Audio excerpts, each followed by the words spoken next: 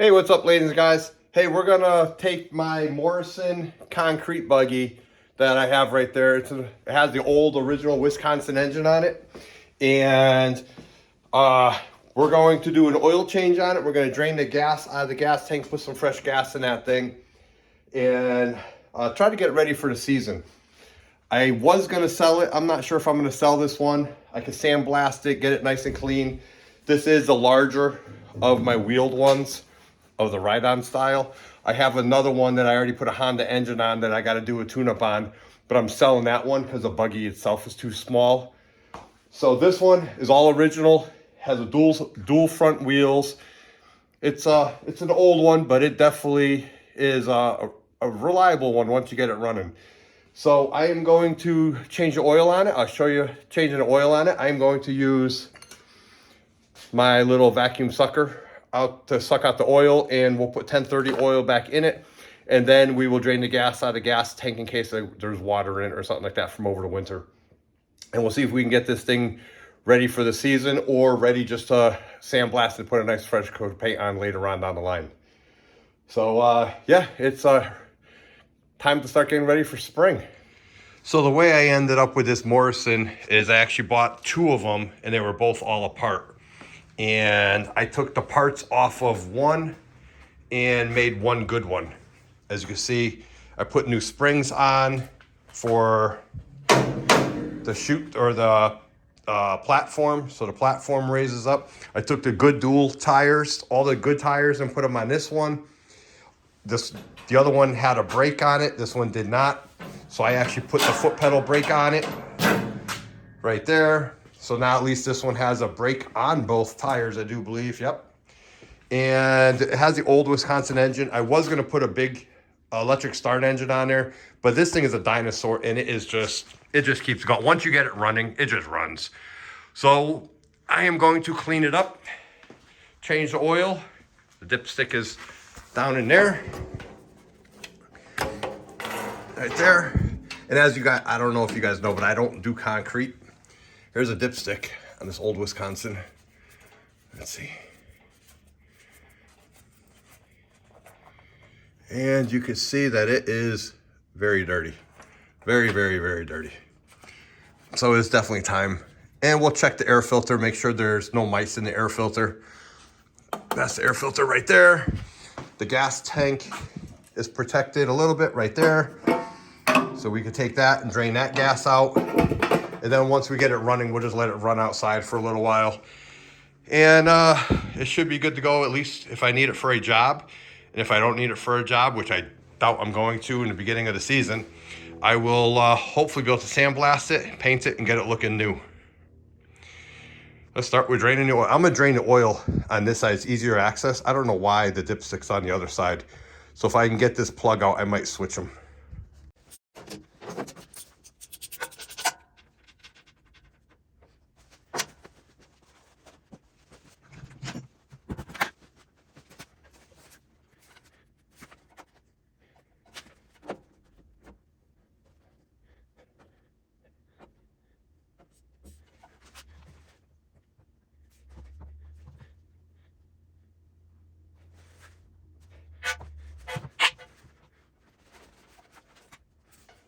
This is a drain plug for the oil, but then it makes a mess. That's why I'm doing it this way.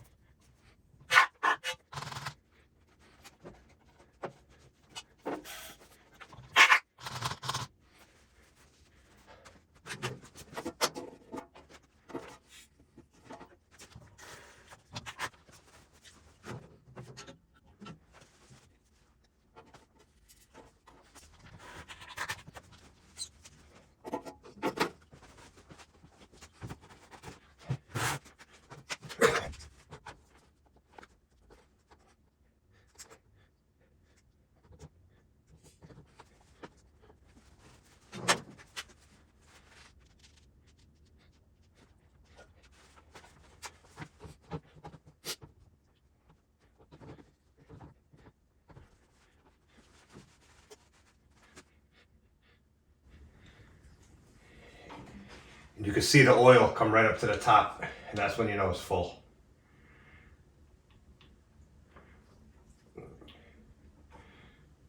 Right about there.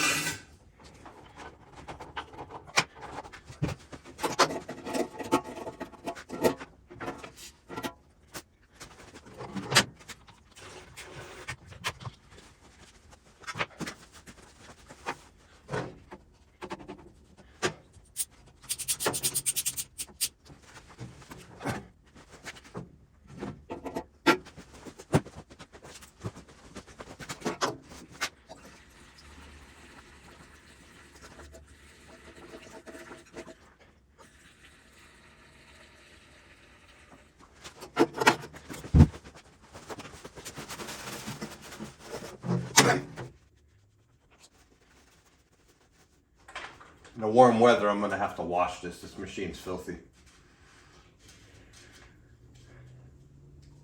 All right, oil's good. Oil level. Air filter.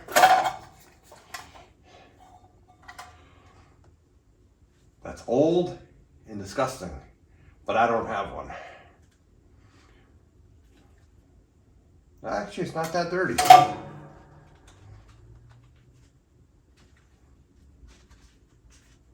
It's not bad at all, actually.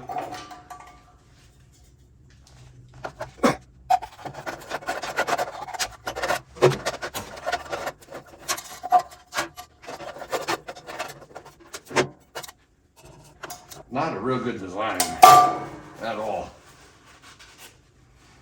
I think there's supposed to be a gasket on here.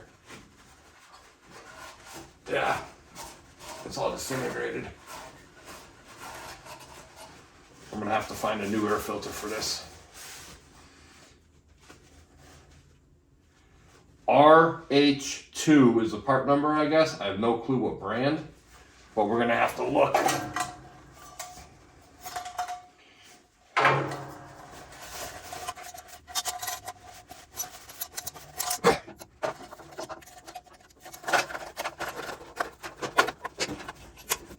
Well, the air filter's in there nice and tight. All right, well, we'll still find one. We'll find a new one.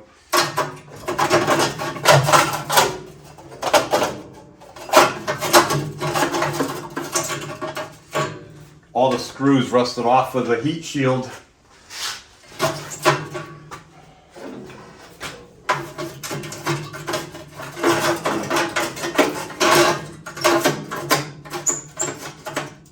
They rusted off or they broke off in there, depending on which one.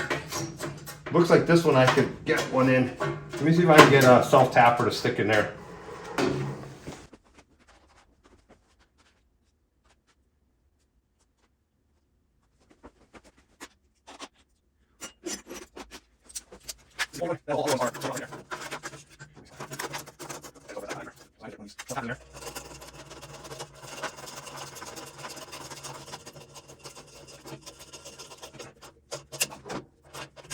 That's not gonna work. Oh well. I'll let it flop around for a while until I decide what to do with the engine.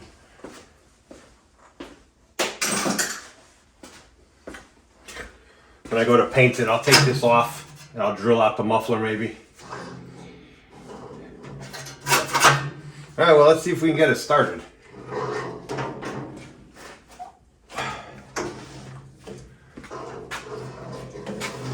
Got the fuel. Oh, you know what I want to do? I want to see if I have a choke cable, because the choke is way in here. Let me see if I have some kind of cable I could use for a choke. So what I'm trying to fix is way in here is the choke, and it should be on some kind of rod to pull in and out without having to go near the exhaust too much, and there's nothing here.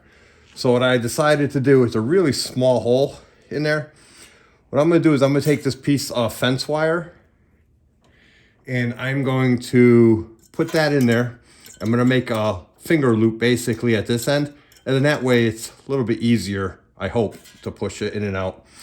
So I'm going to do a finger loop down at this end. And it doesn't have to be pretty. You're not going to really see it. It's just so you don't get burnt on the exhaust. Something like that. I'm going to clean it up with pliers. But then that way this is in here. And then I could just pull in and out of turning the choke on and off. And it's held in right by this little Phillips screw right over here. So let me try to get this fixed first. I'll try to get the finger loop made and then we'll slide it in there.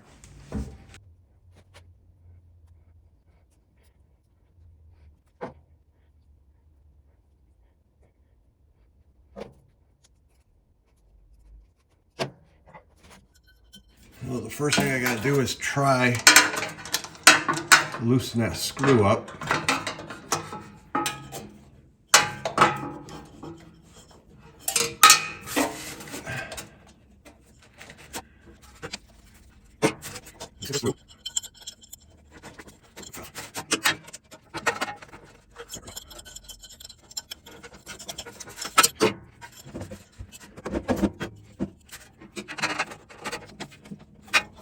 Not as stiff as I would like it, but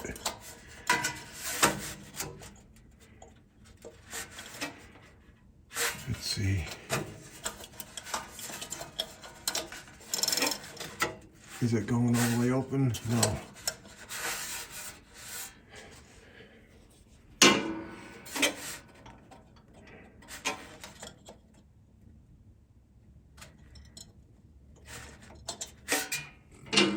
I think I gotta reposition it.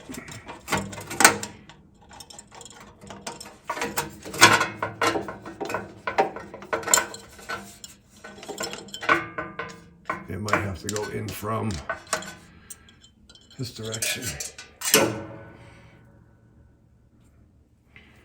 Although I'm not sure it's gonna make a difference. Well, it's gonna make it a lot harder to tighten that screw up.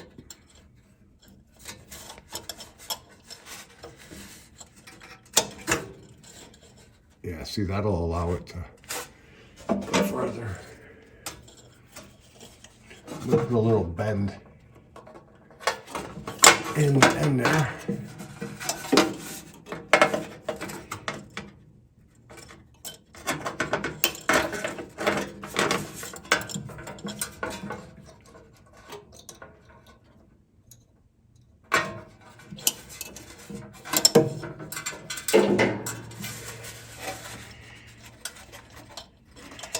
All right, so now we got to get a screwdriver in from the other side in there.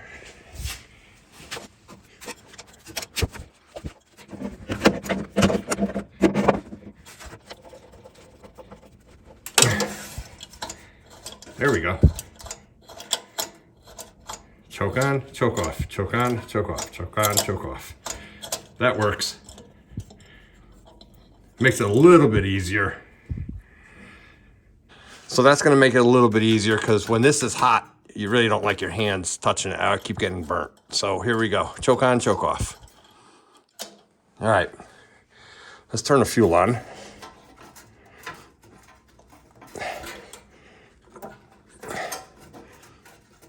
There we go. Let's see if we can get this thing started. So the way you shut this engine off is you just push this button in and it shorts it out. So it's already ready to be fired up. Fuel's on. Pull the choke out like that. Let's give it a couple pulls. Throttle's up here.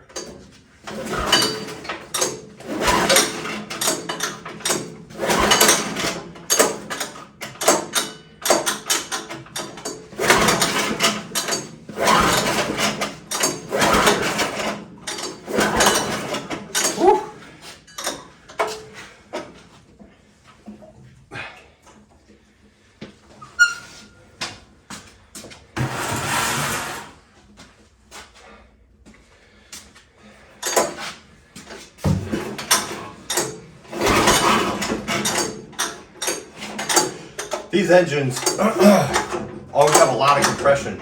I think it's only like a 7 horsepower engine, but the amount of strength you need to pull these things over is crazy. I feel like there's a lot of centrifugal weight in there and a lot of compression, obviously.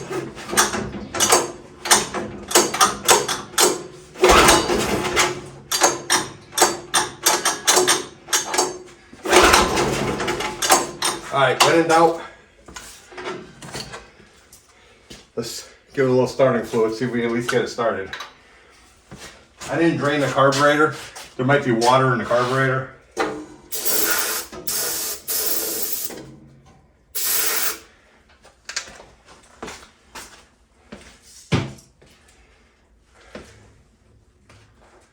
Where'd that light go?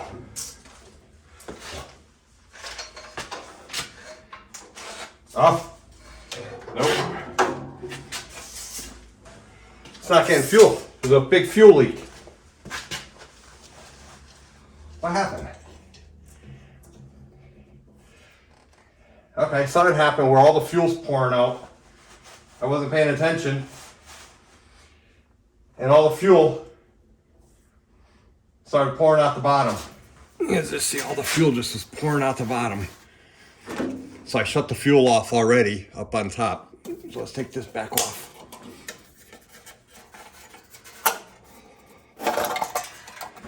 Pouring out of the carburetor. See? It's just pouring right out. Alright, so let's take this off. And then we can get to the bowl. Because obviously the float's probably stuck open.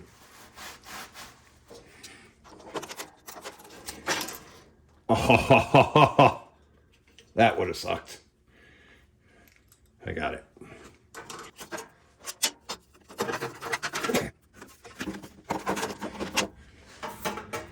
Let's get some carb cleaner, spray this area up because there's all dirt down there.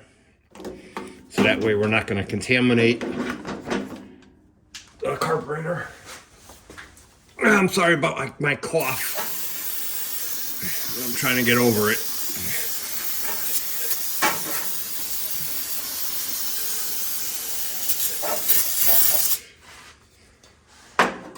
Okay, now we're going to take the bowl off. So one bolt right down here, then this will come off.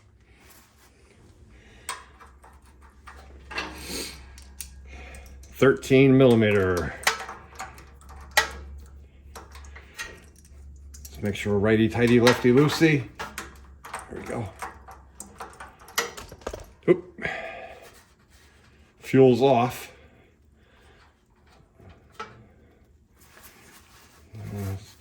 That's all the fuel that's in the bowl right there.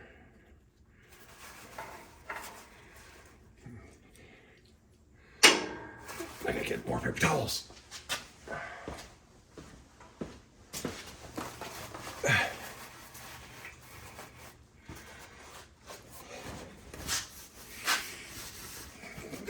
Let's see what we got.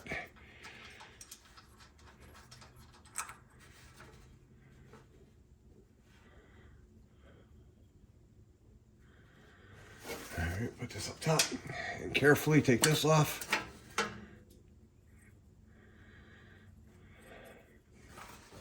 You gotta look inside, see how much sediment is in there. There's a little bit. Looks like there might have been some water in there too. But with the screw on the bottom, it's hard to tell because it all comes out. Yeah, but there's definitely some sludge in there.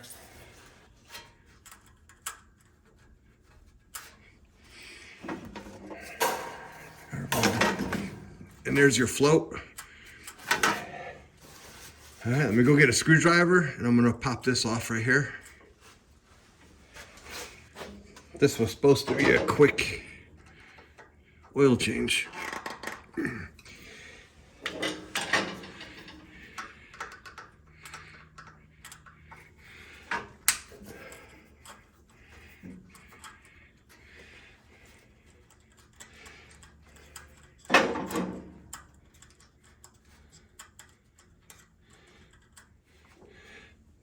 All right, now this should have a hole in it.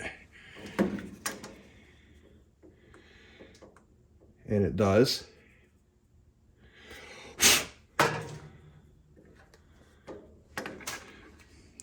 I don't know if you can see through it, but I can see through it.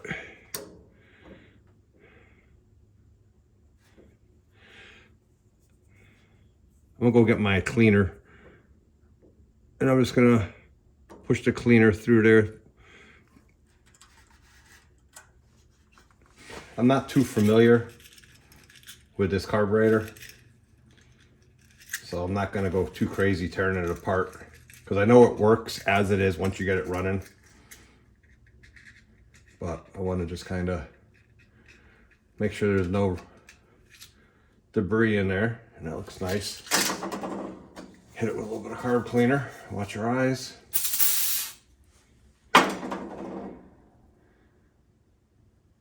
Okay. Put this up top carefully so I don't lose it.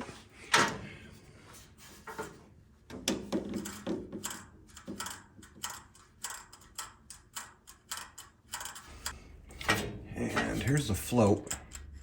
You can see the needle maybe all the way up in there. Let me lower the camera down a little bit more, and you can see it's like a toilet plunger, just like a normal float. This is full of air, so when the fuel lifts up, it shuts that valve off. But it looks like it has to go pretty high up. There's actually a specification for it. I'm not sure what it is, obviously, because I'm not familiar with this carburetor. All right, let me lower the camera down a little bit, and we'll see if you can see that needle a little better. There we go. Now you can see that needle. There's that pin, and this just goes up and down. So in theory, if I turn the fuel on and I hold this up, no fuel should come out. When I let go, the fuel should come out. So let me see if I can get my hands there and turn the fuel on. Fuel is on, fuel's coming out, hold it up. See, I gotta hold it way up for that fuel to shut off. See, even right there, that's where it should be shutting off, I think. All right, let me shut the fuel off.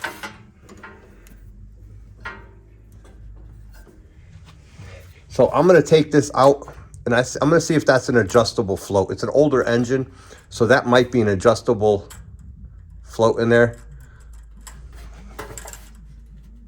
If I can get it out without taking the carburetor off. Nope. Man, I don't want to have to take this carburetor apart. I don't have any gaskets for it. There's a screw here. A screw back there.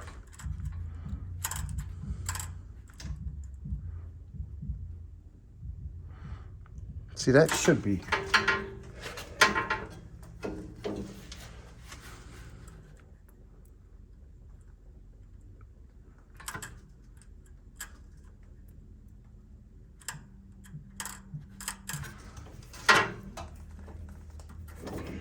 All right, I'm gonna spray this with carb cleaner, and I'm gonna try to put it back together and hope that that helps.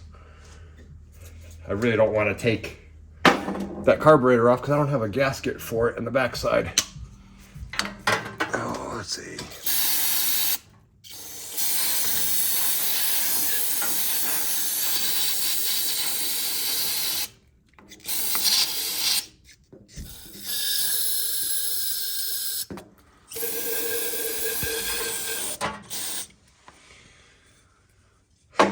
All right, well, let's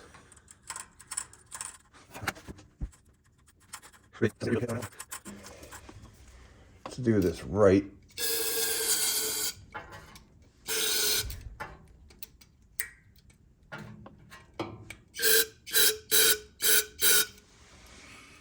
All right, let's see if we can put this back together now.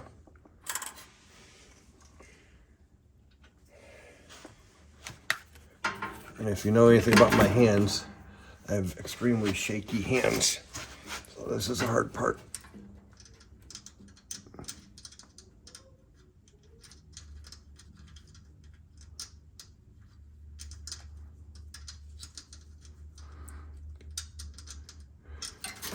Oh, dropped it. Of course.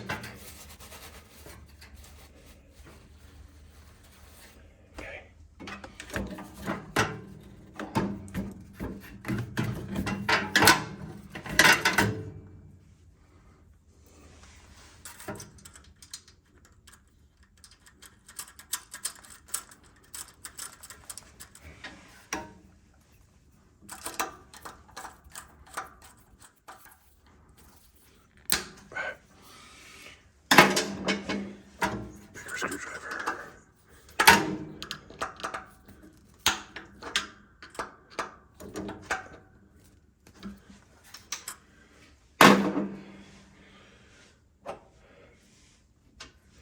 All right, this is pretty clean, but I gotta clean this screw off. As you can see, I gotta clean that center out. The center of that screw shouldn't have all that buildup in it.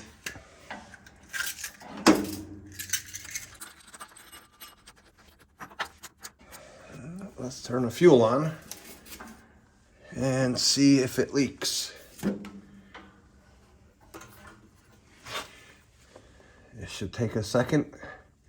And then it was pouring fuel right up out of here. So let's see if we fixed it or not. Right now the bowl is filling up.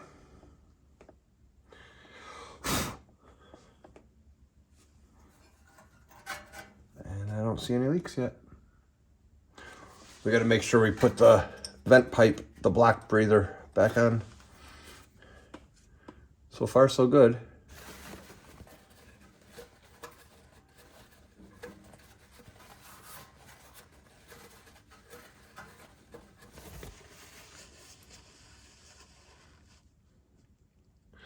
Yeah, I think we cleaned it.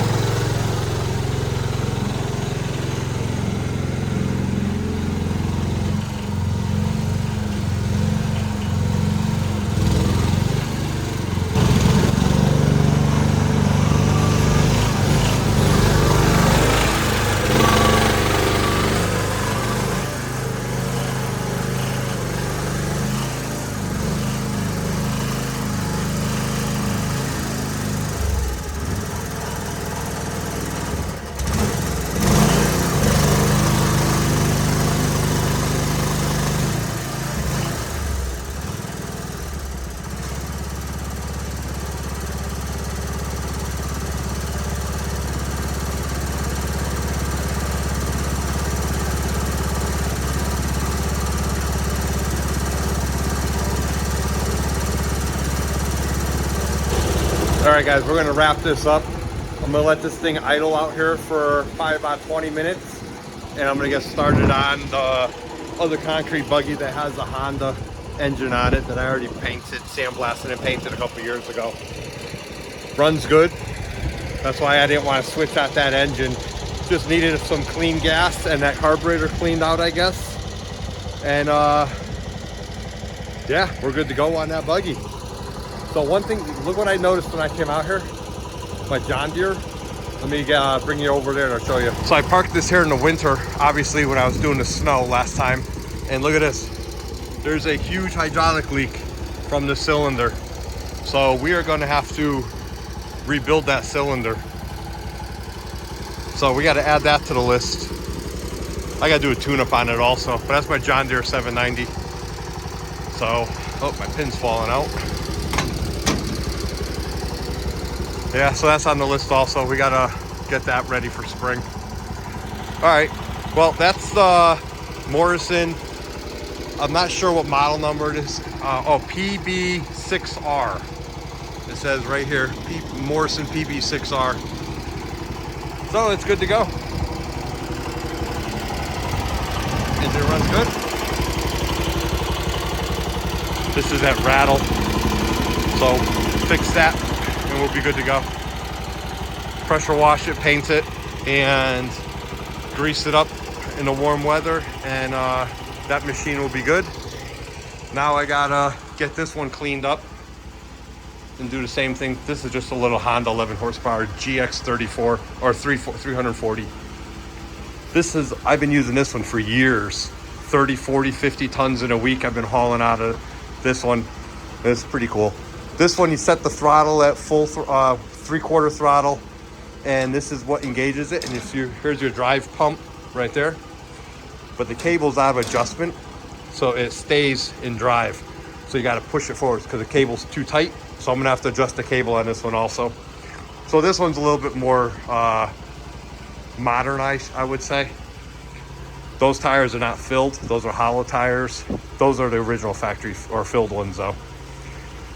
Anyways, that one's next. All right, guys, I'm gonna conclude this video here. Let me close this door so you can hear me a little better. All right, well, don't forget to check out some of the other videos. Don't forget to like and subscribe. And we got the Corvette, we're working on that. We're still fine tuning the kickdown cable or the TV cable on the transmission, trying to get that speed adjustment perfectly. It's labor intensive. It's very microscopic adjustments, especially because we don't have a factory cable on it or the factory carburetor. But that's still in process. It's still too cold to drive. Those tires don't have traction when it's 40 degrees out, 30 degrees out. So he's not in too big of a hurry on that. I'm gonna do this concrete buggy. That one I'm gonna, like I said, let run, and I'm gonna park it. That one's good to go for the season, except pressure washing and painting it and making it look nicer. I might sell it, might not, we'll see. This one I'm definitely gonna sell because I don't, it's too small for me right now. And I like that other one, the older one. All right, well, don't forget to like, subscribe, check out some of the other videos, and just keep the language kid friendly. See you on the next one, guys.